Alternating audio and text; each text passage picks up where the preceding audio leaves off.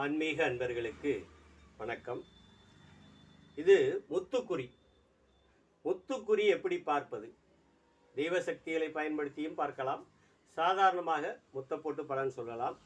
முத்து சில பேர் சோவின்னு சொல்லுவாங்க. அது மாதிரி இது 12 சோவி அல்லது முத்தை வச்சு பலன் எப்படி சொல்கிறது? எல்லாம் கரெக்டாக சொல்கிறேன். ஏதாவது வரம் தெரியணும்னா என்னுடைய நம்பருக்கு நீங்கள் ஃபோன் பண்ணி கேட்டுக்கலாம். இப்போ முத்துக்குறி பார்க்குறது பெருமதி கேரளா, வேறு மலேசியா, சிங்கப்பூர் இதுகளெல்லாம் போனவுடனே முத்து தான் எடுப்பாங்க. இந்த முத்துங்கிற சோழிங்கிற இதை எடுத்து தான் அவங்க போட்டு இவங்களுக்கு நல்ல பலன் கிடைக்குமா? முதல்ல அதைத்தான் பயன்படுத்தணும். இப்போ அதை சொல்லித்தரேன். இப்போ முத்தை பயன்படுத்தும் போது 12 முத்தை பயன்படுத்தணும். 12 முத்தையும் அதில் மலர்ந்துறதை நம்ம கணக்கில் எடுக்கணும். 12 முத்தில் இப்போ நல்லா சொல்லுங்கள். 1, 2, 4, 5, 7, 9, 11 இந்த எண்ணிக்கையில் விழுந்தால் நன்மை நடக்கும். 3, 6, 8, 12 இந்த எண்ணிக்கையில் இருந்தால் அது தீமையான பலன் தரும்.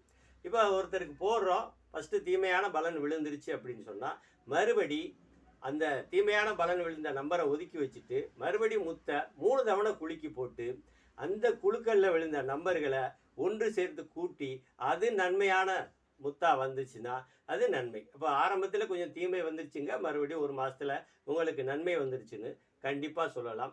சில பேர் முத்துக்கு பவர்ஃபுல் மைய முத்தில் வைப்பாங்க. வச்சா ரொம்ப அருமையாக பேசும். வாழை பரமேஸ்வரி அம்மாள் முத்துக்கு உரியவர். அவருடைய அஞ்சனம் வைத்தால் மிக அபூர்வமானது. இருந்தாலும் அவர் 10 லட்சம் உரு ஏற்றணும், அப்போ தான் அஞ்சனத்தில் இறங்குவார். இந்த மாதிரி இறங்கின அஞ்சனங்களும் எங்கள்கிட்ட கேட்டால் இருக்குது. முத்து என்கிட்ட இருக்குது. நீங்கள் முத்துக்குறி பார்க்கணும்னா சகல விவரங்களையும் என்கிட்ட கேட்கலாம். எப்படி சொல்கிறதுன்னு எல்லா விவரமும் சொல்லித்தரேன். முத்துக்குறி இப்படித்தான் பார்க்கணும். இல்லை என்னைய வேண்டாம் அப்படின்னா நான் சொன்னபடி பிரகாரப்படி முத்தை போடுங்க. தனியாகவும் போட்டுக்கலாம், ஒன்றும் பிரச்சனை இல்லை.